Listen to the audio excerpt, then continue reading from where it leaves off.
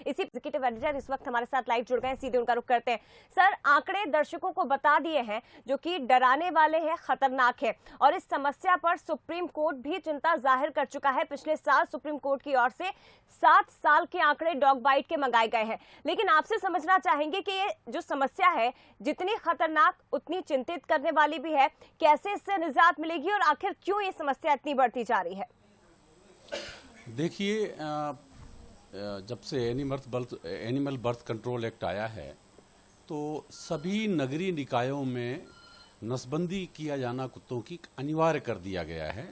लेकिन इसको लेकर के कोई भी सरकार रही हो, कोई भी निकाय रहा हो, एक लापरवाही भरा एक रवैया रहा है। चूंकि इन्हें मारा नहीं जा सकता, इन्हें रिलोकेट नहीं किया जा सकता, ऐसे कानून बन गए हैं, इसलिए एकमात्र इलाज है कि बहुत तेजी से और सघन रूप से इनकी नसबंदी का कार्यक्रम चलाया जाए। लेकिन जय, एक बड़ी चिंताजनक बात यह है जी। कि जैसे हमने अपने आंकड़ों में बताया कि भोपाल में 3 नसबंदी केंद्र हैं, 3 जगहों पर, अहमदपुर और कोलार। इसके अलावा इंदौर में भी 2-3 संस्थाएं काम कर रही हैं जी। लेकिन एक बड़ी चौंकाने वाली बात है, यदि हम जैसे इंदौर का मामला भी देखें तो 2020 में जहां 27,000 डाक बाइट की घटनाएं सामने आई, तो 2021-22 में यह 35,000 हो गई, और अभी पिछले साल का जो आंकड़ा है वह 40,000 को पार कर गया है।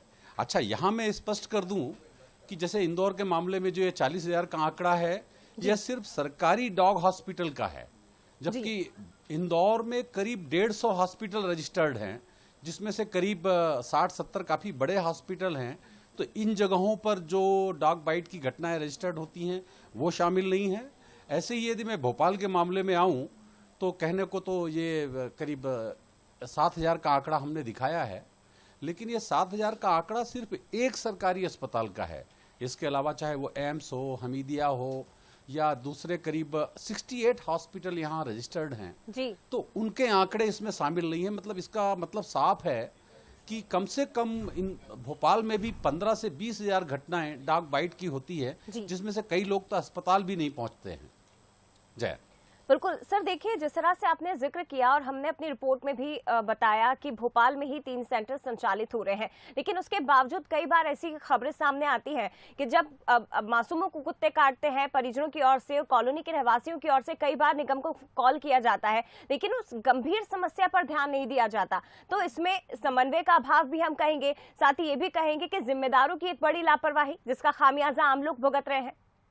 देखिए, लापरवाही तो है ही, लेकिन संसाधन भी एक समस्या है जी। लेकिन कुछ हमारी नागरिक जिम्मेदारी भी बनती है। मतलब आप आश्चर्य करेंगी कि जो पशुपालन विभाग के जो सेंसस में जो आंकड़े आए थे पेट डॉग के, तो भोपाल का मामला लें तो यहाँ करीब 10,500 डॉग हैं, पेट डॉग हैं जी। लेकिन इनकी लाइसेंसिंग की बात करें तो 500 लोग डॉग बामुश्किल लाइसेंस लिए गए हैं। जबकि मैं आपको बता दूं कि विशेष करके स्मार्ट सिटी का मामला सामने आने के बाद पेट डॉग का रजिस्ट्रेशन या पेट जो भी है, क्योंकि उनका सबका रजिस्ट्रेशन करवाना अनिवार्य है जी। लेकिन सिर्फ 500 लोगों ने अपना रजिस्ट्रेशन करवाया है, और इसका एक बड़ा कारण यह भी है कि हम स्मार्ट सिटी की बात करते हैं और स्मार्ट सिटी के लिए करके कई नई सब सुविधाओं को ऑनलाइन करने की बात की जाती है, लेकिन अभी भी डॉग के लिए जो रजिस्ट्रेशन की प्रक्रिया है वो ऑनलाइन नहीं है। जब हमने इस मामले में अधिकारियों से बात की तो उनका कहना है कि कुछ आर्थिक बजट के अभाव के चलते डॉग रजिस्ट्रेशन के विंडो को ऑनलाइन शामिल नहीं किया जा सका है। तो यह भी बहुत जरूरी है कि हम रजिस्ट्रेशन पर ध्यान दें, क्योंकि रजिस्ट्रेशन बिना रेबीज इंजेक्शन के नहीं होता है।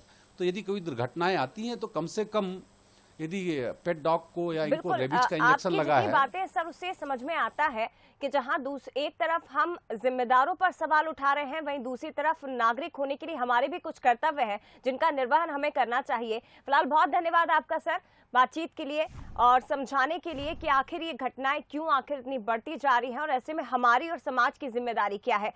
इसी